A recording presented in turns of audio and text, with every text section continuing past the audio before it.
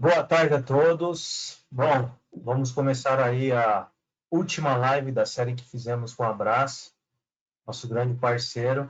Vou pedir mais 5 minutinhos para que as pessoas se conectem e assim que passar esses 5 minutinhos a gente volta para, em definitivo, começar a debater esse tema que vai ser bem interessante.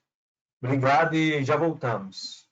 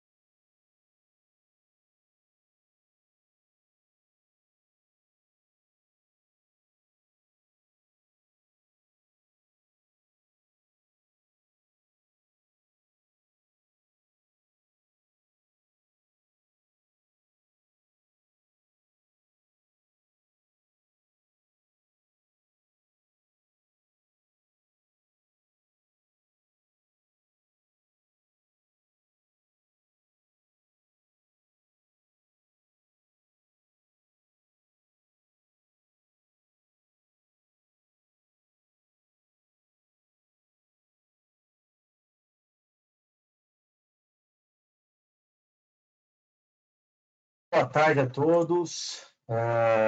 Bom, primeiro eu gostaria de agradecer aí a todos aqueles que vêm nos acompanhando durante essa série de lives, né? Primeira live nós falamos um pouco ali sobre uma plataforma unificada versus uma plataforma integrada. Então a gente discutiu um pouco desse conceito. Na segunda live nós discutimos um pouco dos analíticos, né? Como os analíticos ajudam aí o dia a dia do varejista e ao mesmo tempo do cliente final, para que o cliente final tenha uma melhor experiência dentro da loja, né? Afinal, as empresas de internet, né? As empresas que vendem via internet estão ganhando mais notoriedade e como você pode ser competitivo com isso. Então a gente discutiu um pouco esse conceito. E hoje, a última live dessa série de lives que a gente fez com o nosso parceiro Abras, é para falar um tema muito, muito interessante sobre LGPD. E quem vai me acompanhar aqui nessa live é o Márcio Milan, né, que é VP de Relações Institucionais da Abras, né? A Marcela de Oliveira, que é da empresa Duarte Garcia, Serra Neto e Terra Advogados. A Marcela é mestre em Direito pela Universidade de São Paulo, né? A advogada nessa empresa que eu mencionei para vocês, e ela é uma especialista nessa área de direito público, regulatório e proteção de dados, tá? E o Ederson, a gente está com um probleminha de conexão. Então, o Ederson, ele é gerente de prevenção de perdas e segurança patrimonial nos supermercados de aço. Então, pode ser que em algum momento da live ele apareça aqui conosco para discutir um pouco desse tema, né? E nada melhor também do que eu ter do meu lado hoje aqui um engenheiro da Genetec para falar um pouco por que é tão importante e como, né, o software ele é afetado nessa questão de proteção de dados, se ele pode ajudar ou não, né? Então o Eric está aqui também para fazer parte disso e falar um pouco mais tecnicamente, dar uma visão mais aprofundada sobre esse assunto, tá? Então, obrigado a todos que estão nos acompanhando, obrigado a todos os participantes desde já, né? Conto aí com a colaboração de vocês, a ideia é que seja um bate-papo, né? Não precisa esperar o seu momento de falar, não, aqui a ideia é bater um papo mesmo, né? Que é um assunto muito interessante e eu acho que... E se você aí do outro lado tiver questões, né? Nos envie essas questões, porque os assuntos que vão ser levantados aqui, acho que ele vai gerar bastante discussão e você pode contribuir com essa discussão, que vai ser interessante. Opa, o Ederson conectou, né? E a tempo. E então, já te apresentei, tá, Ederson? Então, a gente já está no início aqui da live. E para começar essa live, né, algumas semanas atrás houve um vazamento de dados, 220 milhões de dados de brasileiros aí foram expostos, mas aí você vai falar, pô, Michel, mas é mais do que a população brasileira, você está falando para mim que foram vazados aí 220 milhões de dados? É isso mesmo, foram vazados 220 milhões de dados de brasileiros, porque nesses dados também estão dados de pessoas falecidas, né? Então, imagina só, esses dados eles foram vazados, são dados como endereço, salário, dados da Receita Federal, conta bancária, CPF, fotos, né? O que foi muito problemático nesse vazamento de dados foram as fotos também, 104 milhões de informações de veículos, 40 milhões de CNPJs expostos. Tá, Michel, mas como isso me afeta? Por que isso é perigoso? E por que a gente vai falar disso para o supermercado? Porque ele pode entrar dentro dos dados ou acessar alguma porta dentro do seu comércio e roubar as informações que são suas, que são dos seus clientes, e o que eles podem fazer com isso? Inúmeras coisas. Empréstimo, conta com o seu nome, um phishing, né? O que seria um phishing? Um phishing ele manda um e-mail para você ou um WhatsApp com uma informação, com todos os dados que ele roubou e com um link. Você clica lá para saber mais informação e, bom, aí ele consegue fazer de tudo o que a gente pode esperar aí, né? Então, assim, dando essa introdução aqui de que esses dados foram expostos e etc., Eu já gostaria de passar um pouco a palavra para o Márcio, para ele falar de como a Brás vê essa questão de proteção de dados. Né? Eu trouxe essa introdução, Márcio, só para a gente dar uma visão do que está acontecendo e de como isso é problemático, mas aí a gente queria também ouvir, Márcio, da Abrás, uma visão sobre essa questão de LGPD. Como você vê isso?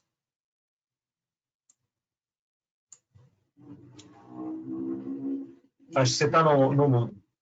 Boa tarde a todos.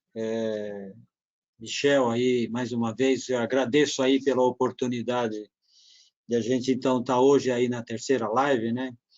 A live que foram feitas anteriormente, ela teve um enfoque maior na área de prevenção de perdas, e hoje não é um pouco distante disso, mas eu queria falar um pouquinho da Abras. Antes disso, agradecer a oportunidade dos colegas que estão aqui com a gente, aí a doutora Marcela, que vai trazer para a gente aí um enfoque bastante importante aí, né, para a gente observar, o Uri, que está aqui também com a gente, e o Ederson, que vai trazer um pouquinho a sua experiência aí, do dia a dia no supermercado aí do Giase, né? Acho que é importante a gente ter isso no contexto.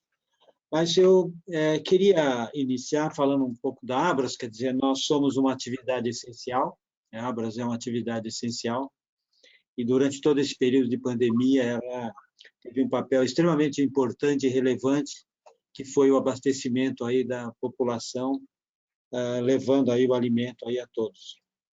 Para você ter uma ideia, nós estamos falando aí de 90 mil lojas de supermercados espalhadas aí pelo país, nós estamos falando aí de 1.900.000 trabalhadores no supermercado, e um dado muito relevante é que nós recebemos, em média, 28 milhões de consumidores diariamente, né? Que estão atendendo às suas necessidades, mas também recebendo muita informação, né? Hoje, o supermercado tem uma função de levar informação ao consumidor sobre novos produtos, novos serviços e assim por diante. Mas, assim, quando nós entramos diretamente na Lei Geral de Proteção de Dados, eu queria fazer algumas observações iniciais, mas depois seguir com a apresentação da doutora Marcela, porque acho que aí o debate vai ficar um pouco mais abrangente e muito mais focado em algumas questões também que o próprio Uriqui e o Ederson vão colocar. Mas eu queria trazer uma reflexão, né? Aqui na Abras, nós, desde o momento da publicação da lei, nós estamos tratando esse assunto, mas estamos tratando o assunto em várias esferas, com a diretoria, e principalmente com o jurídico das empresas. Então, o debate ele foi, durante todo esse período, muito voltado às questões, vamos dizer assim, jurídicas das empresas, de quais os cuidados jurídicos que, eventualmente, cada empresa precisava ter.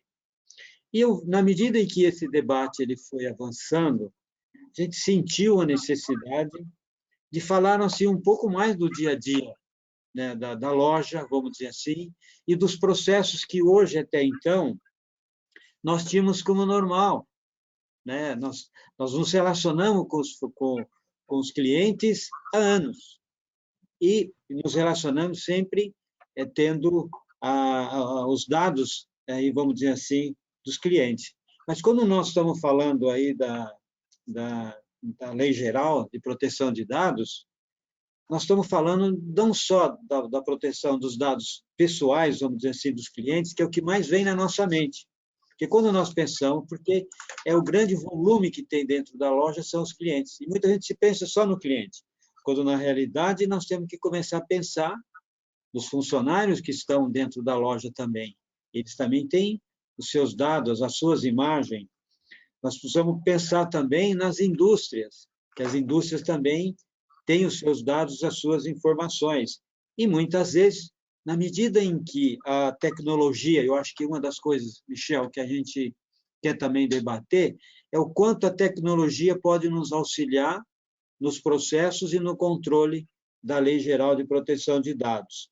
Mas hoje nós temos várias câmaras espalhadas aí pela loja, Então, não é muitas vezes só aquela informação que nós pedimos ali no caixa, ou o seu CPF, essas coisas todas. No fundo, é todas aquelas imagens que estão circulando o tempo todo, ora do consumidor, ora do trabalhador da loja, ora do fornecedor que está entregando, ou ora do prestador de serviço, né?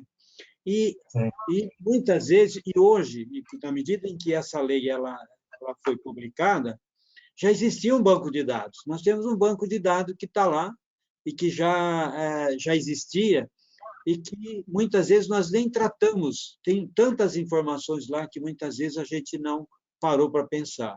Então, a gente precisa olhar, e essa discussão hoje ela traz um pouco à tona, que nós vamos precisar rever os nossos processos, nós vamos precisar olhar alguns processos mais no dia a dia, que era muito hábito nosso, eu até diria que são usos e costumes dos supermercados a tratar determinadas informações, quando, na realidade, agora, né, se eu fico imaginando a central onde fica todas as câmaras lá, onde é a central de TV, e que o tempo todo está passando imagem. Imagine uma imagem daquela sair do ambiente e ir para algum outro lugar, o desconforto que isso traz para a empresa e assim por diante. Então, eu queria fazer essas considerações iniciais para que a gente pudesse, então, iniciar esse debate. Devolvo para você, Michel.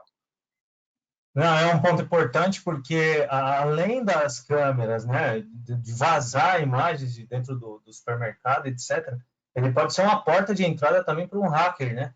Acho que a gente vai discutir um pouco disso, né? Mas antes da gente avançar nessa questão aí é uma pergunta para a doutora Marcela, né? Então, explica para a gente um pouco sobre o que é o LGPD, o que vai mudar, quais são os mitos, qual é a vigência da lei. Bom, dá um overview para a gente, ter uma ideia, todo mundo está na mesma página e acho que isso vai ser bem importante para a gente começar o nosso debate. Muito obrigada, Michel. Boa tarde, pessoal, a todas e a todos. Para mim é um prazer estar aqui com vocês para discutir esse tema tão pertinente nesse momento. E eu cumprimento aqui meus colegas de mesa virtual e agradeço também, na pessoa do Dr. Márcio, o convite para falar aqui para vocês. Então, para responder as suas perguntas, Michel, e também para a gente ficar na mesma página, né? A LGPD foi editada em 2018 e entrou em vigor em setembro de 2020, do ano passado, né? Então a gente teve um tempinho aí para estudar um pouquinho da lei e agora está correndo atrás para se adaptar, né? E a LGPD, seguindo uma tendência mundial, ela regula justamente o tratamento e todas as formas, então, de utilização de dados relacionados a pessoas físicas. Então, a coleta, o processamento, o próprio armazenamento, o compartilhamento também desses dados passam a ser objeto de proteção. Quando a gente fala em dado pessoal, como o Márcio colocou, a gente pensa primeiro em nome, CPF, RG, até mesmo imagem. Mas aqui no mercado de varejo, a gente também tem que ficar muito atento com outros dados que são muito importantes e que precisam ser objeto de proteção a partir de agora, principalmente. Por exemplo, dados de análise comportamental, histórico de compras, perfil de crédito e inadimplência, as próprias preferências do consumidor. Então, a gente tem que prestar bastante atenção a partir de agora nessas informações também. E aí a lei se aplica para todas as empresas, de todos os setores, sem distinção, e o varejo vai ser muito impactado. Por quê? A gente vive num momento de transformação digital muito expressiva, né, nesse ecossistema do varejo. E com a pandemia, as compras remotas aumentaram substancialmente. Então, os dados dos consumidores, eles passam a ser, nesse contexto, ferramentas essenciais para a elaboração de estratégias e, portanto, funcionam como modelos de negócios, e é por isso, então, que é necessário uma legislação para olhar para esse uso de dado dentro dos modelos de negócio das organizações. Tudo bem. E o que a LGPD diz, então, sobre esses processos, sobre esses dados, né? Será que a LGPD impede o uso desses dados? E aí eu trago para vocês aqui um dos principais mitos em torno da LGPD, né? A LGPD não vem ao mundo para inviabilizar os negócios, isso é um fato. O objetivo da lei, se eu pudesse ser bem sucinta, é justamente estabelecer um relacionamento de confiança, de transparência entre o mercado e os seus consumidores, ou mesmo os seus funcionários, como o Márcio bem lembrou, os seus terceirizados, ou seja, todos aqueles titulares de dados pessoais que, de alguma forma, fornecem dados para essas organizações. Até porque, gente, muitas vezes é o próprio cliente que quer fornecer esses dados e quer que esses dados sejam usados, por exemplo, para receber algum desconto, para receber um produto, um serviço mais personalizado, né? Todo mundo gosta de ser bem atendido e os dados podem permitir um atendimento muito melhor. Então, o próprio titular tem interesse no tratamento desses dados. Por outro lado, ele não quer, imagino que nenhum de nós queiramos, que os dados sejam utilizados de forma indevida.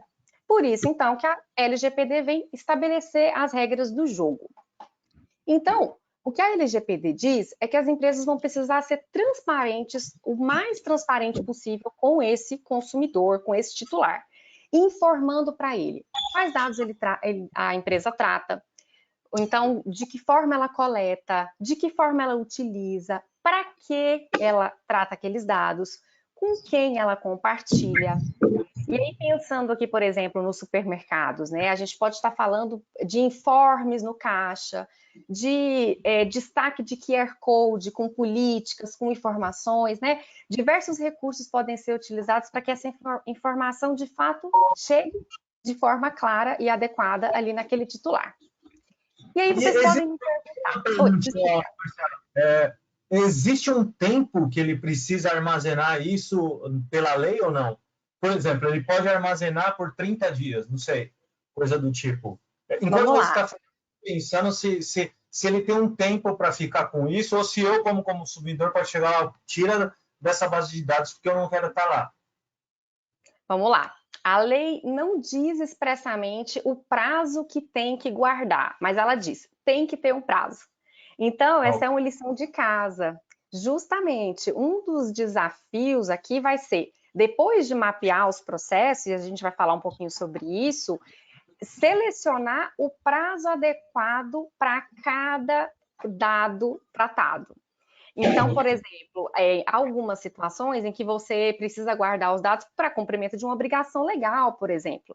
E aí você poderá utilizar o prazo da lei, mais um prazo, por exemplo, prescricional, que é o prazo que o consumidor teria, por exemplo, para te questionar sobre aquela compra.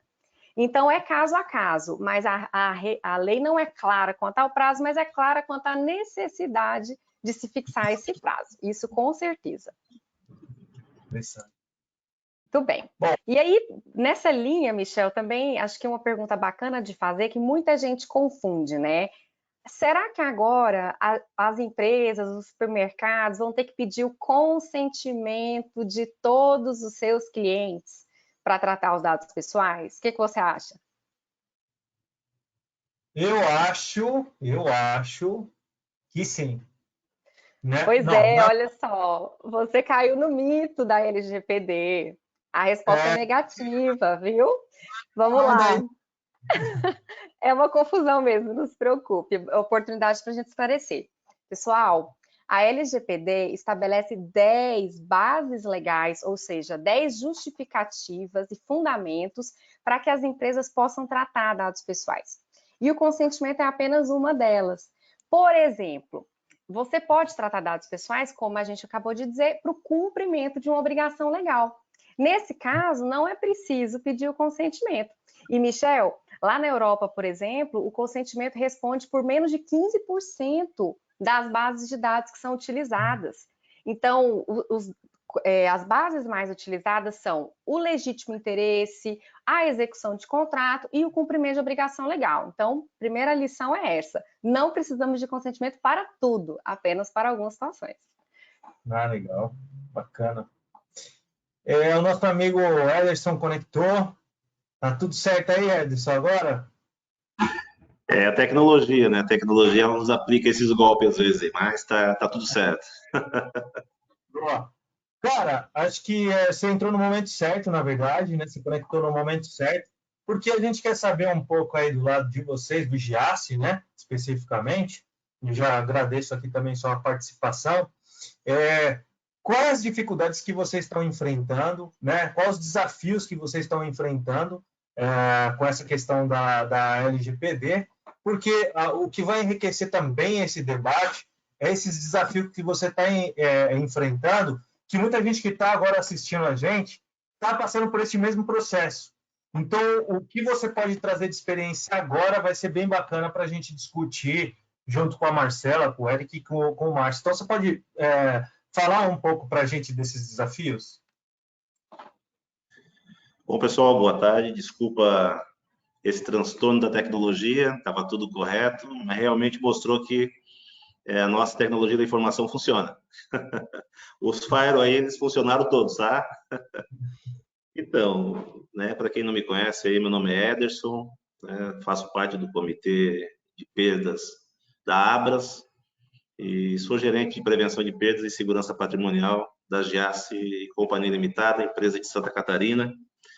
Nossa empresa hoje ela está com mais de 6 mil colaboradores. Temos 3 CD, né, entreposto, FLV, mercearia seca, limpeza. Também temos aí 16 lojas de supermercado, temos 3 atacados. Estamos entre as 20 maiores do Brasil e somos hoje a segunda em Santa Catarina, com faturamento já de 2,4 bilhões. Né? Então, para nós, eu acho que, como para o varejo, né? Eu acho que o varejo é um segmento muito bem regulamentado hoje. Né? Tantas fiscalizações que nós temos hoje, eu não tenho dúvida que para nós a LGPD também vai ser mais uma forma de estarmos nos adaptando e melhorando os nossos processos. Para nós, sim, lógico, é um grande desafio, né? Eu acho que é o momento, né? Então, para nós, eu acho que agradecer o convite, né, da Abras e também já agradecer por essa palestra, onde a doutora Marcela já nos mostrou aí que realmente a importância da LGPD, a importância de estarmos aí muito bem afinados nos processos, para que a gente realmente consiga aí alcançar esse desafio. Então, nós já estamos num patamar já de LGPD, digamos que nós já avançamos alguns passos, né? Já temos a nossa estrutura, mas sem dúvida para nós é um grande desafio, porque os nossos clientes também ainda têm muita dúvida, né, referente à LGPD, a Lei, né, Geral de Proteção de Dados, o que eu posso fornecer ou não de informação, né? Quando eu preciso pegar um documento para comprovar, né, muitas vezes a perda de um controle de estacionamento, muitas vezes a perda de um controle de guarda-volume, onde você tem que comprovar que realmente é a pessoa que está retirando o produto ou o próprio veículo do estacionamento. Então, o que é um dado pessoal, né, e o que é um dado sensível, né? Então, isso para nós é importante, né? E nem todo o dado pessoal ele é sensível, né? Então, a gente tem que ter esse conhecimento e saber realmente onde essa Lei Geral de Proteção de Dados ela vai impactar no nosso negócio, para que a gente consiga realmente preparar todos os nossos colaboradores. E a empresa em si está preparada para atender todos os nossos clientes, tirar todas as dúvidas, sem trazer nenhum tipo de constrangimento. Então, para nós, com certeza, é um grande desafio, viu, Michel? Nesse momento. Então, para nós, assim, eu acredito que a tecnologia ela vai ter que caminhar junto, né, com todos os processos. Né? Como é que eu vou garantir, no minha central de monitoramento, por exemplo, a fuga de informação de uma imagem? Onde a tecnologia ela vai conseguir me ajudar para que eu não tenha essa fuga, né, que além da proteção dos dados do cliente, além da LGPD, eu também tenho a fuga da imagem, né, que a gente muitas vezes vê a fuga da imagem do cliente, que a gente não gostaria que ela saísse de dentro da nossa empresa. Qual é a nossa responsabilidade com isso e como que a tecnologia vai poder estar nos ajudando, né, dentro desse segmento, que a prevenção de perda e a segurança patrimonial tem uma responsabilidade muito grande. Eu acredito que o varejo e shopping são grandes atrativos de pessoas, são onde está um grande volume de pessoas e também automaticamente tem um grande volume também de alguns problemas que a gente tem que solucionar. Então, acredito que nós vamos ter que andar junto, lado a lado, processo e tecnologia. Então, por isso que veio muito a calhar realmente essa participação da GeneTech enquanto tecnologia, né, doutora Marcela, aí, explanando para nós todo esse conhecimento, que já tinha muita gente já contactando comigo, interessado no assunto, que hora que vai acontecer. Então, acredito que para nós aí a Abras, mais uma vez, aí acertando em cheio no assunto que o varejista precisa estar antenado e quais são os parceiros que tem que caminhar com a gente, nos orientando no que nós temos que fazer. Então, só agradecer poder participar com vocês e agradecer poder estar ouvindo aí profissional da área de conhecimento e profissionais aí na área de tecnologia. Nós que agradecemos a sua participação e o seu dia a dia vai ajudar bastante nesse debate. Você colocou um ponto aqui bem interessante, né? O que a gente vê bastante acontecendo aí, Eric, agora para você aí, né? O cara, vamos colocar o Ederson como o nosso exemplo, tá? Ele tem lá a central de monitoramento dele, tem um roubo, sei lá, um assassinato dentro da loja, qualquer informação que ela precisa de proteção. O cara lá da central, ele pega o celular dele, né? Ele não exporta o vídeo. Ele pega o celular dele lá e filma, manda no WhatsApp e, bom, já se tá na internet, né? Foi exposto.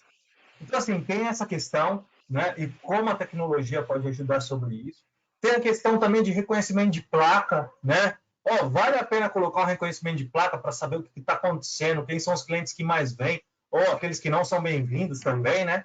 E como que a gente consegue garantir, com a tecnologia, né, que esses dados estão sendo protegidos, que existe uma camada ali que está sendo protegida, né, porque a gente sabe, né, que tem todas essas questões aí de que a gente colocou no início, que os dados foram vazados, tem sempre uma porta.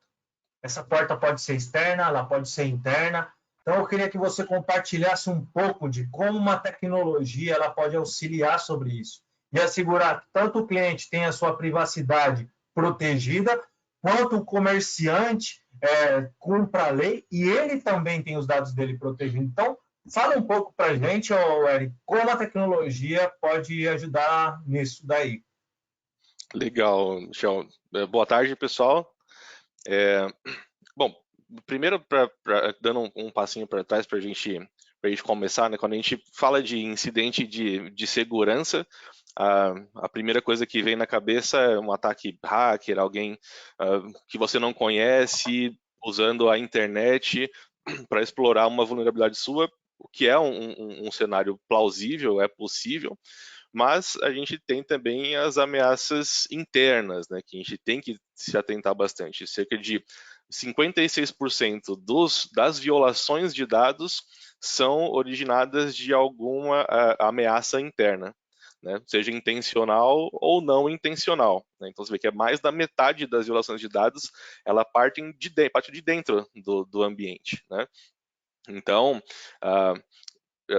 essa informação deixa bem claro assim que a proteção de perímetro, né, você proteger o entorno ali do seu ambiente, você colocar firewalls robustos, você colocar DLPs, esses sistemas de proteção perimetral, né, não é suficientemente eficiente, né? Não é só essa medida sozinha não é suficiente, né? Então é bastante comum a gente encontrar um termo bastante recorrente quando a gente fala com uma conversa inicial com algum cliente, alguma empresa interessada no sistema de segurança, em não se preocupar muito com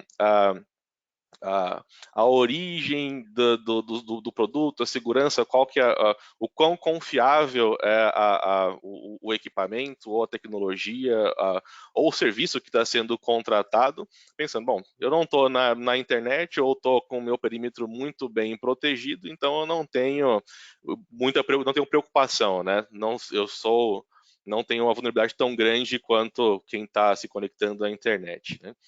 Só te interromper aí, se continua o seu raciocínio, claro. Mas colocou uma questão que é bem interessante. Eu sempre ouço isso, tá? Cara, minha rede ela não vai para fora. Então, não tenho problema. Eu já ouvi isso muitas vezes. Então, é interessante também você abordar isso, porque como a maior parte dos problemas de segurança são internos, né? Então, cai um pouco essa questão de, tipo, olha, minha internet ela não está para fora. Né? Então, fala um pouquinho disso e, lógico, continua o seu raciocínio.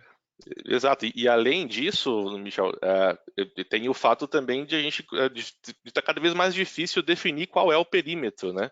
Então, hoje em dia, todo mundo tem o seu celular, está conectado, é praticamente impossível você ter um ambiente, mesmo de trabalho, que você proíba a utilização ou que a pessoa carregue o celular no bolso. São poucos ambientes que tem isso, né? Então, depende do nível de segurança, mas não é muito comum na maioria dos ambientes hoje, né? E ainda tem outras questões, né? Então, a possibilidade da pessoa levar o seu próprio dispositivo até como ferramenta de trabalho mesmo, né? O BYOD, Bring Your Own Device. Então, é difícil você definir qual que é o perímetro. Então, empresas também que são geograficamente espalhadas, e precisam de comunicação, intercomunicação. Então, não é mais tão simples quanto há uns anos atrás, que você vê esse muro aqui é o final da minha empresa.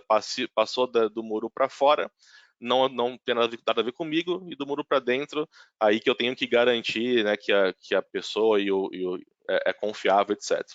Então, essa dificuldade da definição do perímetro é uma coisa também que complica ainda mais essa questão de eu não estou na internet, meu sistema não está na internet, né? Você pode tentar criar um silo ali, né, e isolar aquele seu sistema, mas todo o resto vai ter alguma forma de conexão.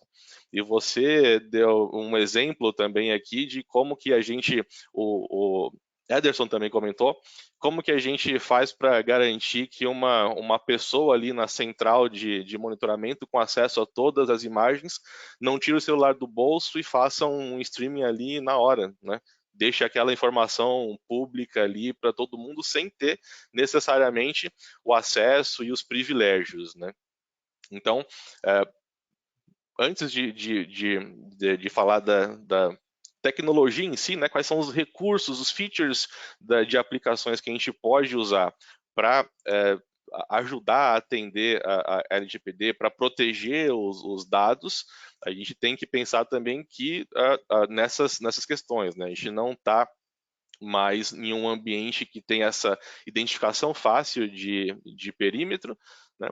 E não tem mais como ter 100% do controle desse perímetro, né?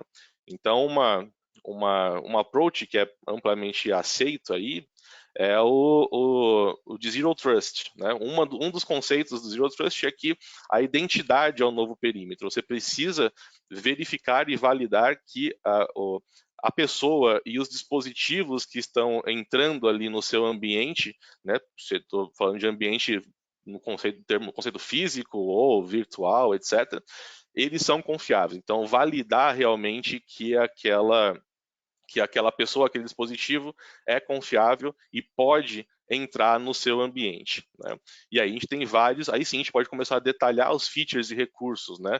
A gente tem desde o mais básico, usuário e senha, né, como duplo fator de autenticação. Então você garante que, além da pessoa colocar o usuário e senha, ou seja, uma informação que ela sabe, ela também tem que utilizar algo que ela tem, né? Um celular que vai receber a notificação, ó, é você mesmo que está tentando se autenticar ali naquele sistema de segurança, você mesmo está tentando visualizar aquela câmera, então você ainda tem um nível a mais, né? Então, além da informação que a pessoa sabe, uma informação baseada em algo que a pessoa tem, e algo mais avançado, né? Então, você pode usar até informações biométricas, por exemplo, para utilizar algo que a pessoa é, né? Então, autenticar através da digital, reconhecimento facial, coisas do tipo, né? Outra coisa também que a gente deve falar antes de falar também de recursos específicos é que a gente não consegue garantir a privacidade, né, dos dados pessoais sem antes pensar na segurança desses dados, né? Então, toda a parte de... Pergunta, Eric, existe privacidade sem segurança? Essa é uma pergunta que eu ia te colocar. Existe isso? não é possível garantir, né, que se tenha, porque se você tem os dados pessoais em um local completamente exposto, você não garante a segurança disso. Você coloca lá uma planilha ali que seja impressa, né, com todos os dados ali, e você fixa isso num mural. Pronto, como é que você vai garantir que aqueles dados estão privados, né? Todos que passarem por esse mural vão ter acesso a esses dados, né? E aí eu usei esse exemplo justamente para a gente ter a percepção de que a segurança não é só cibernética, né? Então, a segurança da informação, ela vai muito além, a segurança física também. Eu tenho que proteger o ambiente, né? O Edson comentou da sala de segurança, tenho que proteger como que as pessoas têm acesso àquele ambiente da sala de segurança, não é qualquer um, né? Da mesma forma também que a LGPD protege dados pessoais de todos os meios, né? Não é só no meio digital, a forma que você trata esse dado, ele tem que ser protegido em qualquer uma delas, né? Então, a segurança da informação tem que ser vista em todos os sentidos também. E aí, também, baseado nisso, a gente pode começar a detalhar e aprofundar em relação aos recursos, né?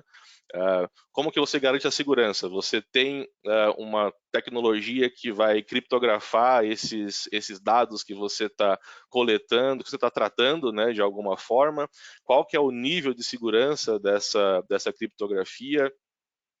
Você permite que as pessoas, quais usuários podem ter acesso àquelas informações que estão sendo tratadas, como que você restringe isso, baseado somente em nível de privilégio, baseado em dupla custódia, né? Você pode, por exemplo, ativar o recurso de que somente um certo grupo de usuários consegue buscar imagem gravada e exportar um trecho de vídeo. Mas ainda assim, para que aquela pessoa possa exportar um trecho do vídeo, o supervisor daquele operador precisa também liberar essa ação, né? Então você já consegue usar e juntar alguns dos recursos que a gente falou, né? Você pode usar autenticação de usuário e senha, usar ali o duplo fator de autenticação para aquele usuário que vai tentar exportar o vídeo, e você usa ainda a dupla custódia, né? Uma outra pessoa, né, precisa também autorizar aquela ação, né?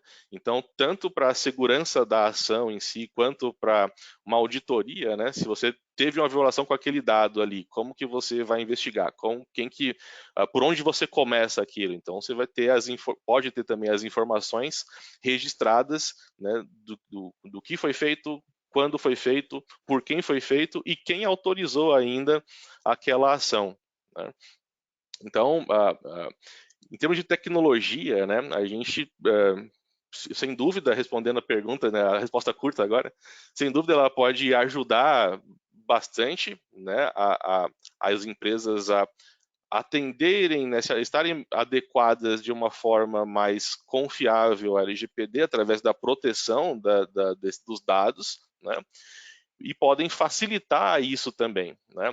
Então, além da proteção dos dados, tem outras questões da lei também, né? Por exemplo, algumas questões em relação ao direito do titular de dados, que dependendo da tecnologia, você vai ter dificuldades para atender. Se alguém eu quero saber os dados, quais dos meus dados estão sendo tratados, né? Quais dados você tem aí com você, né? Então, como que você responde isso para o cliente, né? Você precisa ter uma forma rápida e confiável de entregar aquela informação, né? Ou, né, o cliente exige o direito de ser apagado, de ser esquecido, né? Como que você consegue apagar isso daí, né, de uma maneira confiável, rápida, que garanta o direito do titular, mas que você também não fique vulnerável em relação a histórico. Você apagou o dado lá do seu funcionário que trabalhava no sistema, mas você precisa manter todo o histórico do que ele fez, né? Sem ter os dados daquele funcionário sendo tratados. Então, sim, a tecnologia pode ajudar muito, ela ajuda muito, como também, se for o inverso, ela pode criar complicadores aí para as empresas também, né? É interessante porque, assim, né, Eric, hoje o sistema vamos falar de gerenciamento de câmeras, né? Não pode ser mais considerado só gerenciar câmeras, né? Hoje ele tem que fazer mais, ele tem que entregar uma camada de proteção para o cliente, para o varejista, nesse nível que você colocou, né? Ele precisa não ser uma porta de entrada fácil para qualquer hacker ou aproveitador roubar as informações, né? Ou seja, você construiu, é interessante, né? Porque, por exemplo, quantos anos o GIAS tem, Ederson? Nós vamos fazer 61 anos. 61 anos. O Jace, ele tem uma história, 61 anos. Para construir esse nome, ele trabalhou demais. E uma falha de segurança pode jogar o nome da empresa no lixo, porque falhou, né? Teve um acesso, coisa do tipo. Então, assim, hoje o sistema de câmera, ele não pode ser só gerenciar a câmera, né? Então, é interessante esse ponto que você coloca, Eric, porque é um ponto de atenção. Hoje os sistemas estão entregando isso, e aí eu vou constar a Marcela, né? Por quê? Porque a dúvida que fica agora também, Marcela, quais as penalidades? Vazou os dados, teve problema. Quais as penalidades que estão em vigor na lei? O que acontece se isso vazar? Né? Então, fala um pouquinho para a gente sobre isso. Excelente pergunta, Michel. Oportunidade para a gente esclarecer mais um mito aqui da LGPD. Por quê?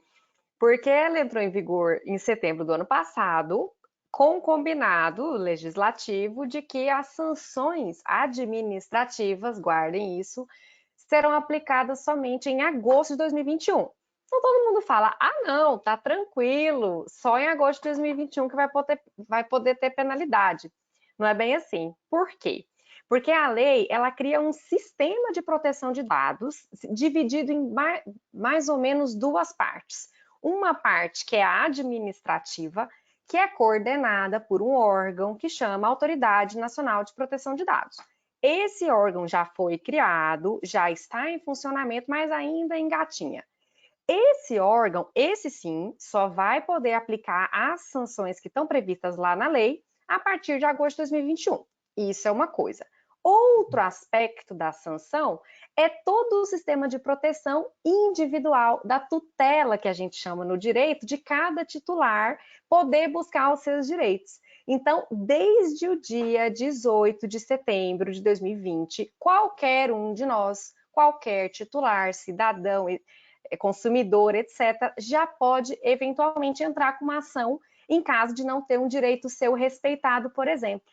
Então, o judiciário poderá aplicar outras sanções que vão utilizar a LGPD como parâmetro, mas vão principalmente utilizar ali o Código de Defesa do Consumidor e outras normas para poder dar uma advertência ou mesmo uma multa, ou mesmo uma obrigação de fazer, né? Por exemplo, obrigar a empresa a parar de tratar dados daquela forma, isso já pode ser feito. Além disso, os órgãos de proteção ao consumidor, por exemplo, o Ministério Público, o próprio PROCON, também já têm tomado iniciativas nesse sentido. Então, é preciso ficar atento, porque desde já a gente pode incorrer nessas situações e a partir de agosto, então, entrarão em vigor também essa parte aí da lei sobre as normas a serem aplicadas por esse órgão. Sem contar, é claro, né, Michel, na imagem da empresa que não tem preço. Isso realmente não tem preço, porque ninguém quer comprar de um supermercado, de uma empresa que não tem credibilidade. Exatamente. Eu posso comentar um pouquinho em cima disso, que é bem bacana esse tema.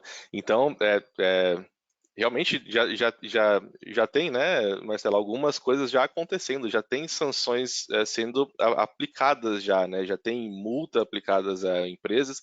Eu estava dando uma olhada até aos principais motivos já da aplicação, desvio de finalidade, vício de consentimento. Tem até um caso que ficou bem famoso aí, que é um processo público, que foi exigido que essa entidade pública, por conta de um edital, de uma licitação, apresentasse o relatório de impacto de proteção de dados aí, com base especificamente na LGPD, né? Então é uma coisa que já é atual, né? Já tá acontecendo, né?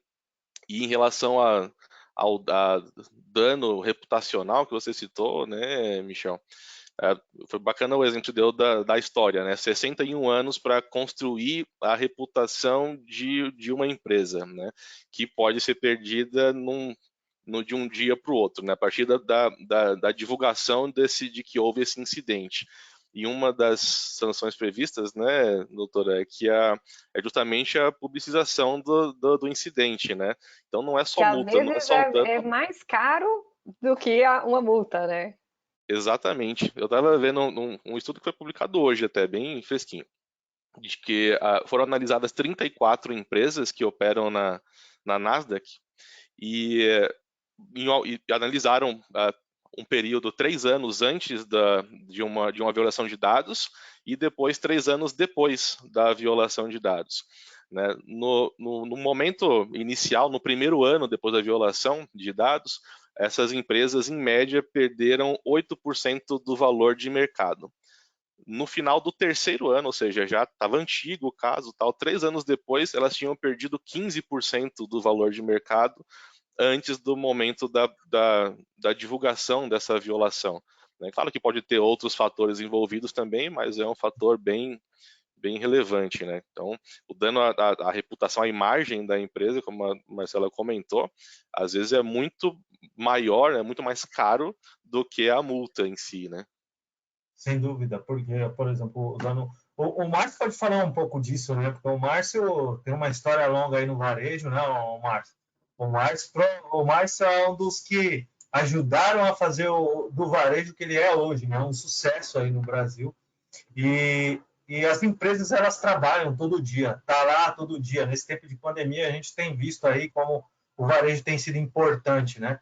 E constrói esse nome por uma falha, por uma porta de entrada, isso vai por água abaixo. Então, eu queria um pouco também, Márcio, que você falasse um pouco para a gente dessas dificuldades que estão sendo impostas aí, né? De preservar, inclusive, o nome do varejista. Então, Michel, estava aqui atentamente aí, vendo os colegas falarem sobre esse tema, e hoje, assim, a cada momento que se entra numa discussão, você vê o nível de exposição, né? Nós estamos falando muito dentro do ambiente da loja, os cuidados dos trabalhadores da loja, o consumidor, mas você verifica, muitas vezes, eventos externos, que eu chamo eventos externos, é quando, eventualmente, alguém chega de fora e faz uma imagem da loja, né? Faz uma imagem de um ponto, de uma situação muito pontual daquele momento e expõe, muitas vezes, a empresa como um todo, né? que preserva, né? Pela sua idoneidade, pela sua marca, pelo seu nome, né? E pelo seu reconhecimento aí no mercado.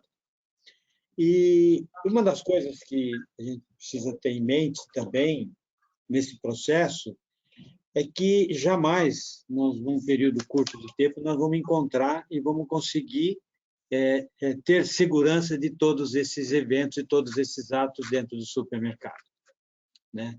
Então, eu acho que é um processo que o próprio consumidor ele está bem mais antenado, bem mais informado, o próprio consumidor, que ele prestava essas informações anteriormente de uma forma até mais tranquila, vamos dizer assim, e hoje ele já fica mais atento quando você pede qualquer tipo de informação, né? Eu presenciei um cliente no supermercado, até que me chamou a atenção, que foi quando ele foi trocar um produto, e a rotina normal do operador da loja era o que? Você pode me emprestar o ticket, o seu documento aqui para mim pegar suas informações?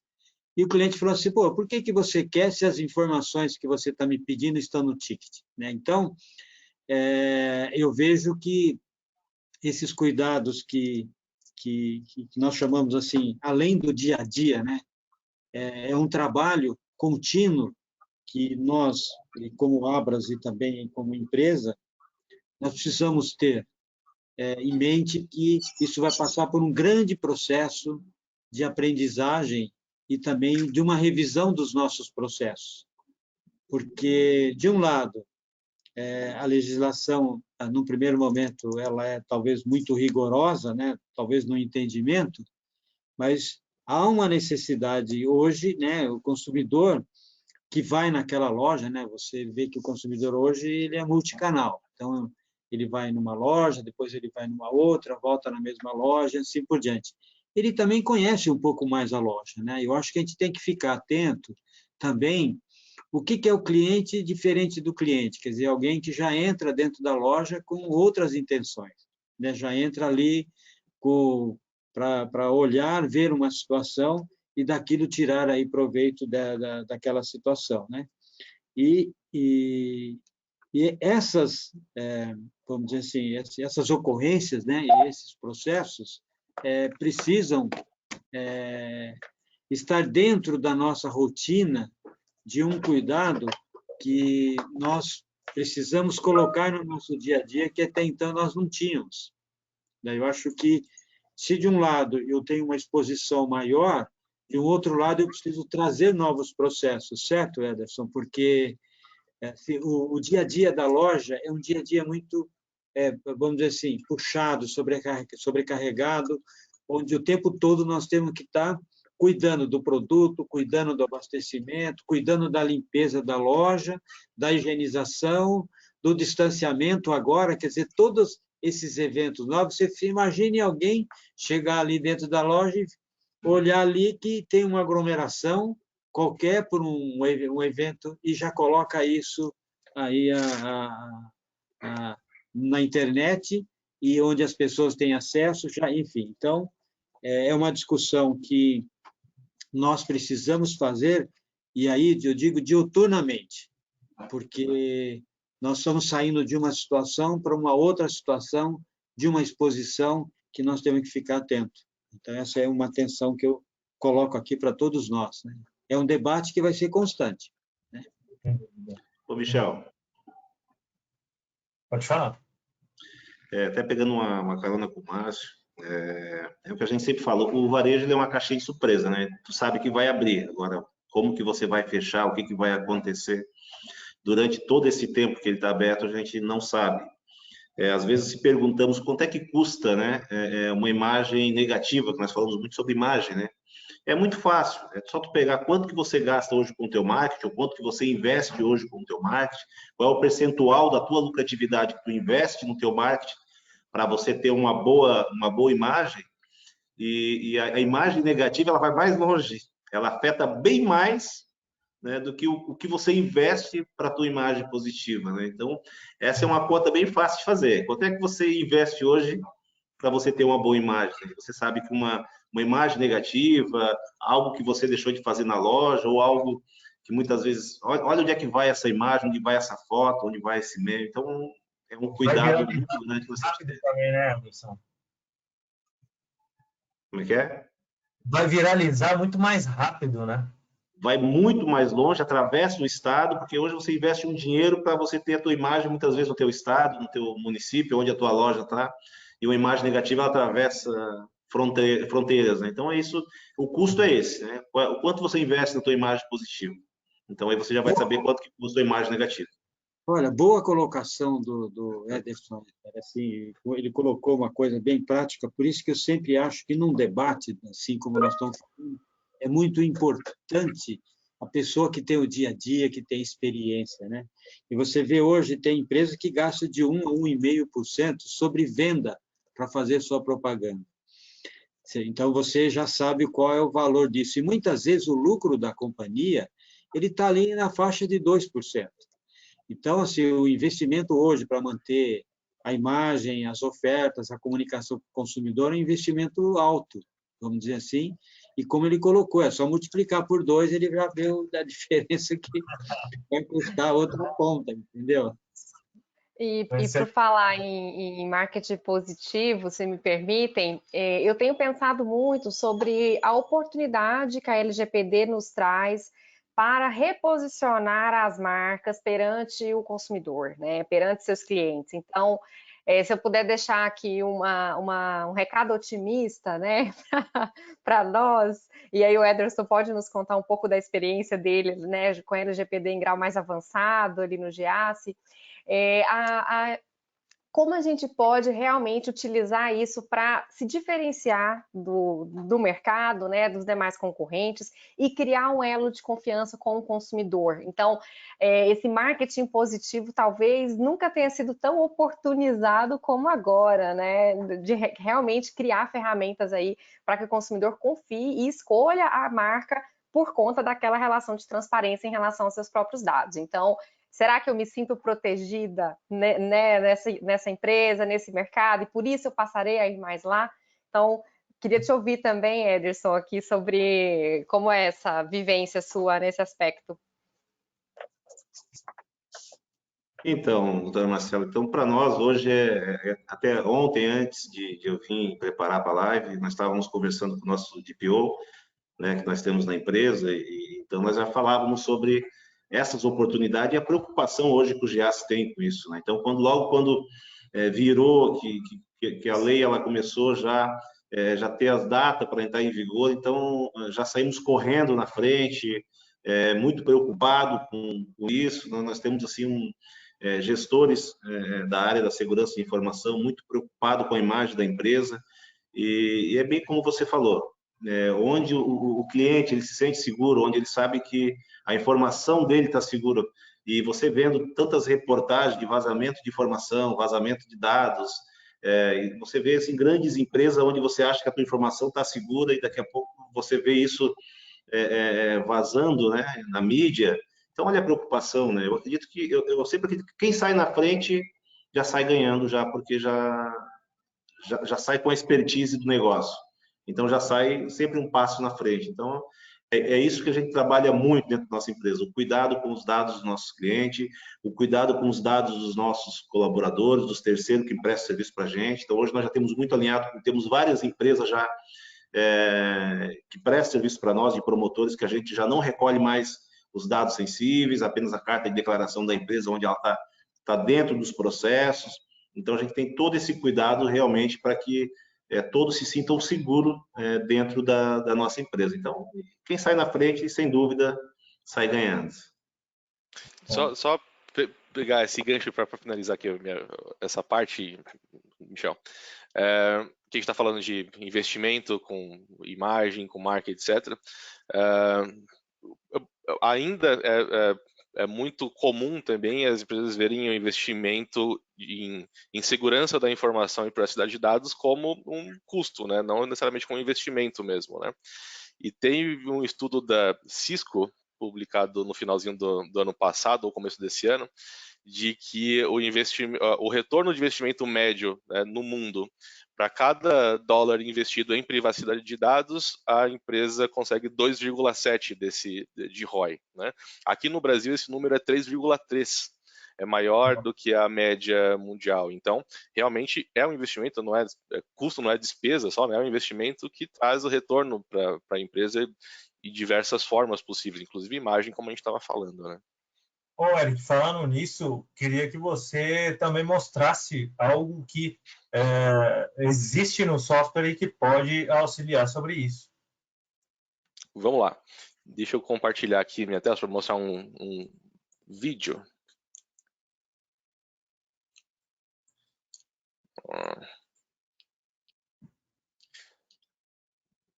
Eu não consigo compartilhar minha tela. Lucas, se você estiver por aí e puder rodar aquele vídeo que eu te mandei no início, enquanto eu vou falando aqui. Então, a gente comentou de alguns recursos, né, alguns dos vários recursos possíveis de segurança da informação, né, para proteger os dados, né, segurança cibernética, etc. Né? Mas existem também recursos especificamente que foram desenhados para proteger a privacidade mesmo. Né? Então, esse que a gente vai mostrar já é um exemplo, né, que você pode... Aí, legal. Que você pode dar o play já enquanto eu vou falando, acho que dá para ter uma visão melhor.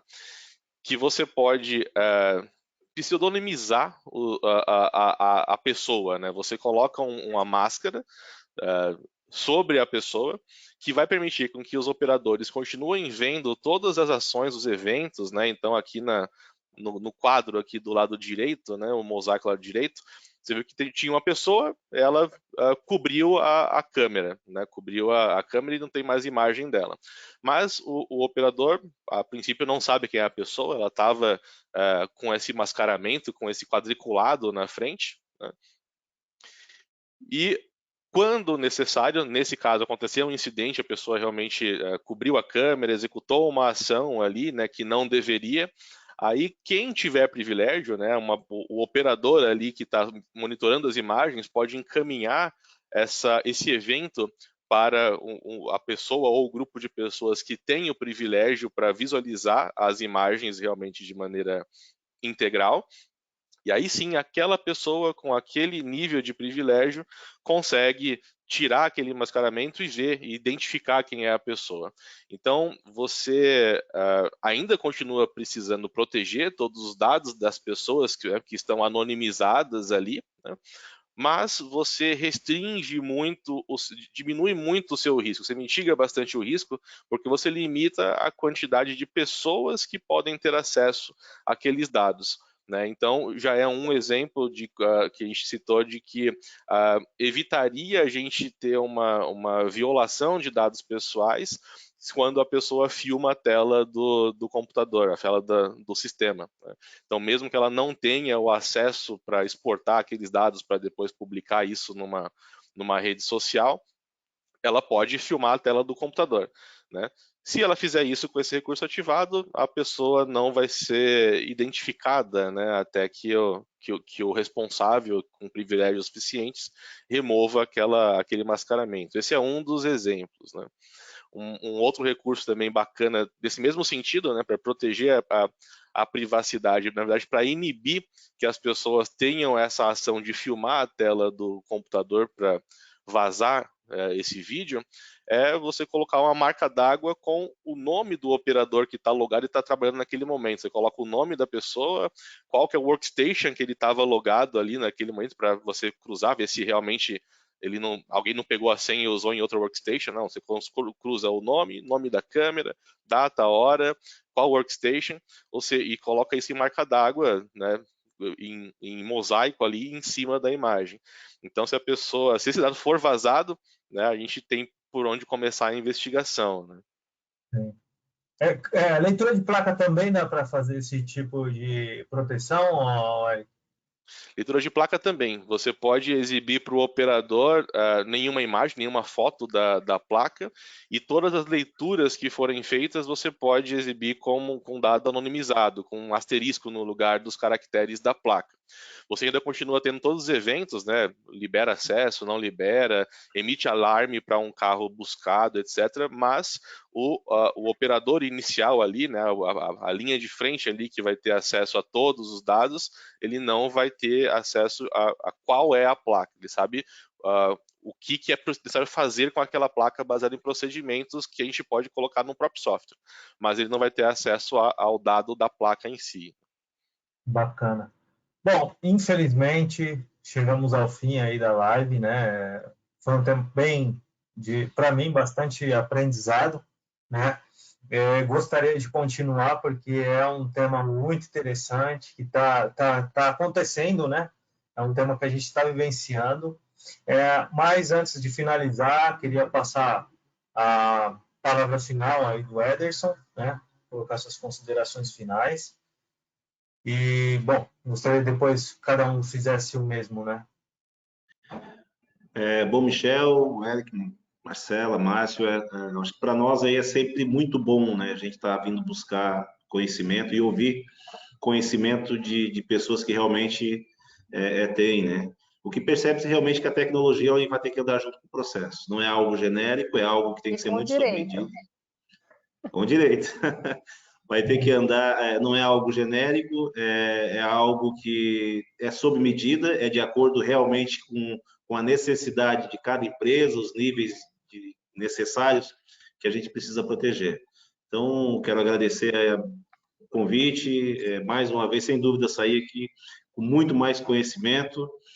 Algumas figurinhas a gente vai ter que trocar depois, porque me aguçou muita curiosidade de conhecer mais essa tecnologia que foi apresentada hoje, e sem dúvida vai ajudar dentro da minha operação. Obrigado Legal. por você. Agradecemos, tá, Anderson? Obrigado pela sua participação. E vamos falar assim. Márcio, suas considerações.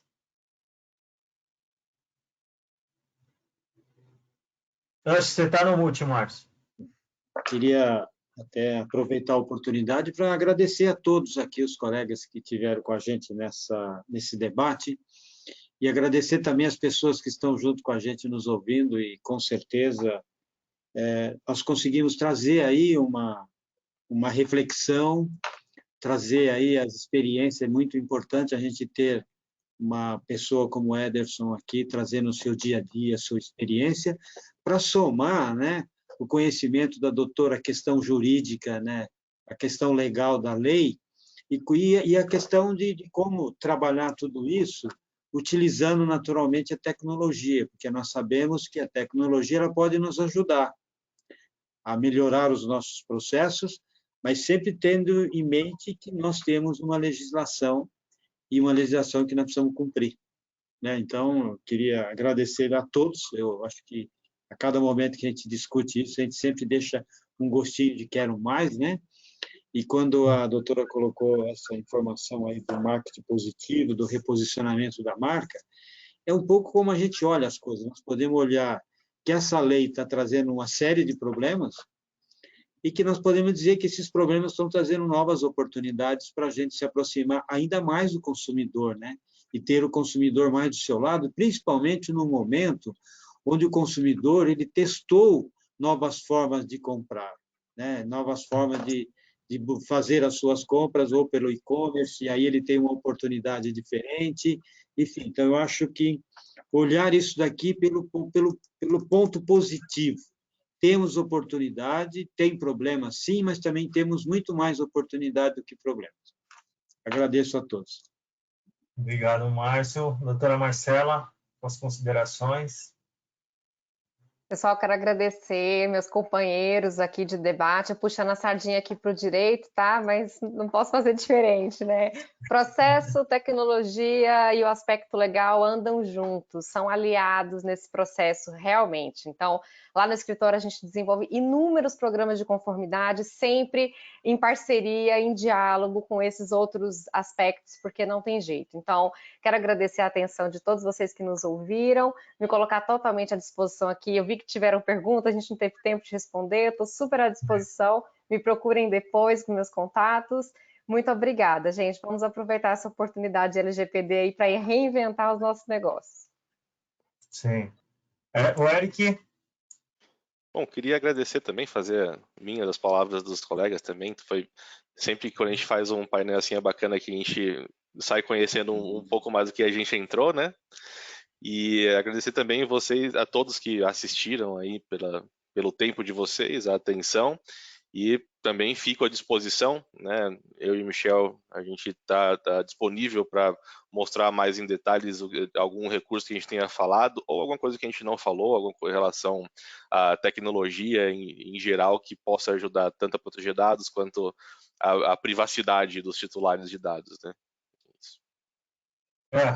Essas perguntas que foram colocadas aqui a gente vai responder posteriormente, tá? Então, não vai ficar sem a resposta, a gente vai tratar isso.